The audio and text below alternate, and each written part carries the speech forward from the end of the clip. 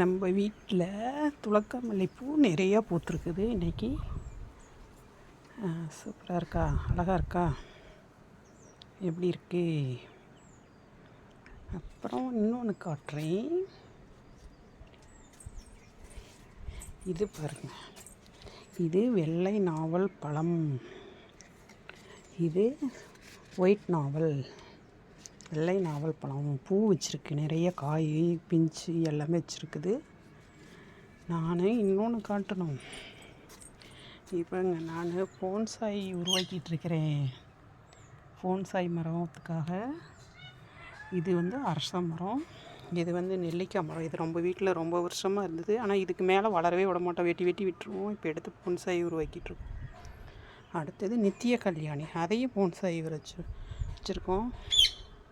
நம்ம வீட்டில் நிறைய செடியெல்லாம் இப்போ வாங்கி வச்சுருக்குறோம். இது ரோஸ்பெரின்னு இது சொன்னார், இது ஏதோ சொன்னார் மறந்துட்டேன். இவோ ஒரு குண்டு மல்லிகை, அடுக்கு மல்லிகை மொட்டு வச்சுருக்கா. அப்புறமே இங்கே பாருங்கள், இலந்தப்பழம் நிறைய வச்சுருக்கா. குட்டி குட்டியாக நிறைய வச்சுருக்காதா பார்த்தீங்களா, நிறைய வச்சுருக்கா. அப்புறம் நம்ம அள்ளிக்குளம், தாமரைக்குளம். இது இது ஒன்று மறந்துடுது, வீடியோ எடுக்கும்போது ஞாபகமே வர மாட்டேங்குது. இது ஒரு செடி.